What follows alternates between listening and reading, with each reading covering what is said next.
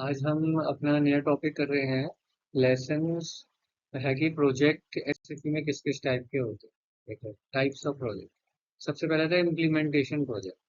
इसके अंदर हमें सैप का जो सिस्टम है, एसएपी का सिस्टम पूरा स्क्रैच से बनाना होता है।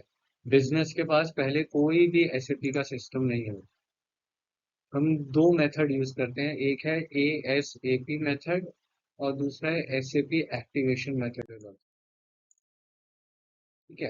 अब क्या क्या स्टेप्स रहते हैं प्रोजेक्ट इम्प्लीमेंटेशन में। सबसे पहला है प्रोजेक्ट प्रिपरेशन। इसमें हमें ध्यान रख बताते हैं हम कस्टमर को कि प्रोजेक्ट की कॉस्ट क्या आएगी।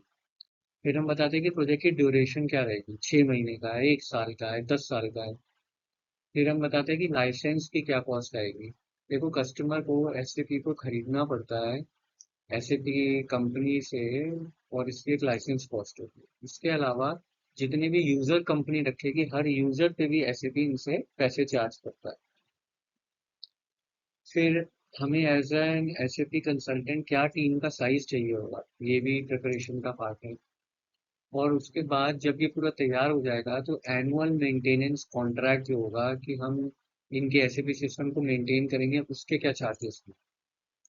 फिर एक चीज़ होती है हाइपर केयर सपोर्ट, कि जब हम अपना प्रोजेक्ट क्लाइंट को दे देते हैं तो हम ना क्लाइंट को एक सपोर्ट प्रोवाइड करते हैं, ताकि उसकी टीम को, जो लोग एक्चुअली एसएपी पे काम करने वाले हैं, उनको समझने में कोई दिक्कत ना हो। इसको हाइपर केयर बोलते हैं। फिर बिजनेस ब्लूप्रिंट। देखो, यहाँ से हमारा एसएपी कंसल्टेंट का रोल स्टार्ट होता है, क्योंकि जो प्रोजेक्ट वाला रोल था जो मैं पहले बता रहा था, वो तो सीनियर मैनेजमेंट ही करती है। इसके अंदर सबसे पहले किक ऑफ मीटिंग होती है। हम समझते हैं कि बिजनेस की क्या रिक्वायरमेंट है, और एमएम कंसल्टेंट होने की वजह से हम रिस्पॉन्सिबल हैं जो बिजनेस की सारी प्रोक्योरमेंट और परचेज के लिए मटेरियल मैनेजमेंट। और क्लाइंट जो है वो अपने कोर टीम मेंबर को भेजता है। कोर टीम मेंबर क्लाइंट का एक ऐसा व्यक्ति होता है जिसको कंपनी के सारे प्रोसेस के बारे में पता है, कि अभी कंपनी कैसे खरीद रही है, अभी कैसे प्रोक्योर कर रही है। और वो उनको गाइड करता है। हम उससे क्वेश्चंस पूछते हैं और इनपुट्स लेते हैं बिजनेस के बारे में समझने के लिए, कि हमको एसएपी को कैसे डिजाइन करना है। ठीक है। अब जो बिजनेस ब्लूप्रिंट डॉक्यूमेंट है, उसके क्या क्या पार्ट्स होते हैं। एक होता है एज इज, कि एज इज डॉक्यूमेंट है कि करंट बिजनेस में क्या प्रोसेस है। क्या वो एक्सेल शीट पे मटेरियल मेंटेन कर रहे हैं, क्या वो टैली यूज कर रहे हैं, क्या वो किताबों में फिजिकली स्टोर कर रहे हैं। व्हाट इज करंटली करंटली जो फॉलो हो रहा है उसको एज इज है। फिर होता है टू बी, कि जब फ्यूचर में जब एसएपी इम्प्लीमेंट हो जाएगा, तब बिजनेस का सिस्टम कैसा होगा, क्या प्रोसेस होगा, उसको कहते हैं टू बी। और फिर आता है गैप एनालिसिस डॉक्यूमेंट, कि अब ये एज इससे हमको टू डी में जाने के लिए क्या क्या डेवलपमेंट करनी पड़ेगी, क्या क्या कस्टमाइजेशन करनी पड़ेगी, क्या क्या कॉन्फ़िगरेशन करनी पड़ेगी, इसको हम गैप एनालिसिस डॉक्यूमेंट कहते हैं। अब ये जो डेवलपमेंट है, उसमें राइस एफ डब्ल्यू। ठीक है। राइस का आर का मतलब है रिपोर्ट्स। अलग अलग टाइप की रिपोर्ट होती है जो बिजनेस में चाहिए होती है। कोई मटेरियल की रिपोर्ट हो गई, सेल्स डॉक्यूमेंट की रिपोर्ट हो गई, वेंडर की रिपोर्ट हो गई, स्टॉक रिपोर्ट हो गई, ये सब रिपोर्ट्स थे। फिर आता है इंटरफेस। इंटरफेस का मतलब है कि ऐसे भी किसी और सॉफ्टवेयर के साथ भी लिंक हो सकता है, इसको हम इंटरफेस कहते हैं। जैसे कि एक कंपनी अपना सारा स्टॉक एसएपी में मेंटेन करती है, और जब वो सेल होता है तो वो पीओएस पेटीएम का यूज कर ले, तो इन दोनों के बीच में डेटा हमेशा कंसिस्टेंट रहना चाहिए, सेम रहना चाहिए। ये इंटरफेस के थ्रू होता है। फिर आता है कन्वर्जन। कन्वर्जन का मतलब है कि पहले कम बिजनेस के अंदर जो भी लेगेसी सिस्टम था, चाहे वो टैली था, चाहे वो एक्सेल शीट थी, उसको हम एसएपी पे कैसे लेके आए। फिर आती है एनहेंसमेंट। ये एसएपी का बहुत बड़ा पार्ट है, क्योंकि एसएपी की जो बेसिक फंक्शनैलिटी जो कंपनी देती है, वो बहुत ही रॉ होती है। हर बिजनेस को अपने हिसाब से उसको बनाना पड़ता है, जिसको हम एनहेंसमेंट बोलते हैं। यानी कि कस्टम रिपोर्ट हो गई, कस्टम प्रिंट आउट हो गए, कस्टमर डिजाइनिंग हो गई, कस्टम टी कोड हो गए। हर चीज कस्टमाइज कर सकते हैं। फॉर्म फॉर्म का मतलब ये है कि जितने भी डॉक्यूमेंट्स हैं, जैसे कि इनवॉइस हो गया, गुड्स रिसीप्ट हो गई, परचेज ऑर्डर हो गया, इन सब का क्या लेआउट है, इन सब का क्या प्रिंट आउट फॉर्म है, इसको फॉर्म्स का।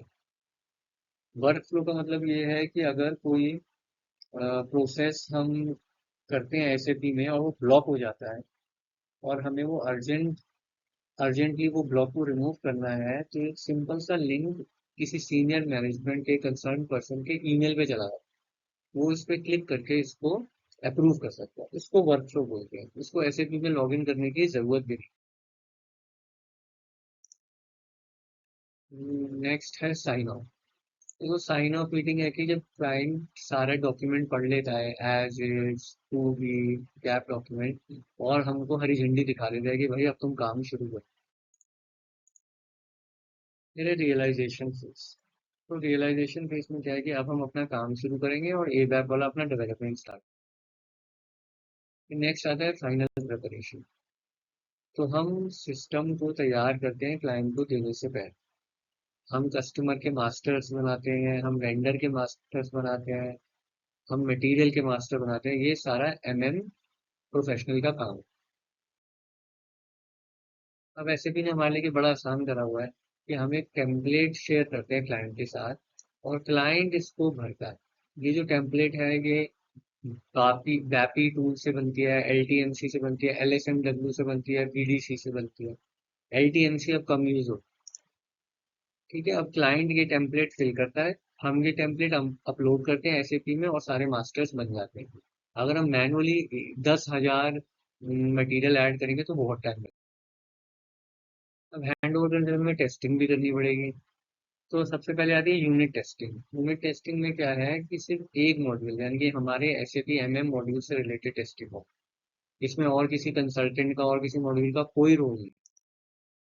फिर नेक्स्ट आती है इंटीग्रेशन टेस्टिंग। इसमें क्या है कि क्रॉस मॉड्यूल टेस्टिंग है। दूसरे मॉड्यूल के कंसल्टेंट से हम कम्युनिकेट करते हैं, उनके डेटा को हम एक्सेस करते हैं, हमारा डेटा वो एक्सेस करते हैं। जो एफआई डिपार्टमेंट है उसके अकाउंट्स हमें डिटरमिन करने पड़ते हैं। तो इसको इंटीग्रेशन टेस्टिंग बोलते हैं। उसके बाद हम लाइव जा सकते हैं, गो लाइव, यानी कि हम सिस्टम हमने क्लाइंट को दे दिया, सिस्टम पूरा रेडी है और वो लाइव एक्चुअल ट्रांजेक्शन इसमें पोस्ट करता है, टेस्टिंग खत्म हो गई है। अब प्रोजेक्ट के टाइप्स होते हैं, एक होता है roll out project. Roll out project का मतलब है कि कंपनी के पास एसएपी ऑलरेडी उसने अपने सिस्टम में लगा रखा है, लेकिन उसको एक्सपेंशन हो रही है बिजनेस की, कि वो कोई नया प्लांट लगा रहे हैं, कोई नई लोकेशन खोल रहे हैं, कोई नया कंपनी कोड खोल रहे हैं, तो उसको रोल आउट प्रोजेक्ट। पहला था हमारा इम्प्लीमेंटेशन प्रोजेक्ट, दूसरा हो गया हमारा roll out. Support project. Support project में क्या रहता है कि एसएपी इम्प्लीमेंटेड है बिजनेस का, लेकिन उनको कस्टमर को सपोर्ट देना है हमें, कस्टमर को। जैसे ये, और ये सपोर्ट के अलग अलग लेवल होते हैं। पहला होता है L1, जिसमें रूटीन क्वेरीज आती है। दूसरा होता है L2, जिसमें एसएपी कंसल्टेंट को कॉन्फ़िगरेशन चेंज करनी पड़ती है।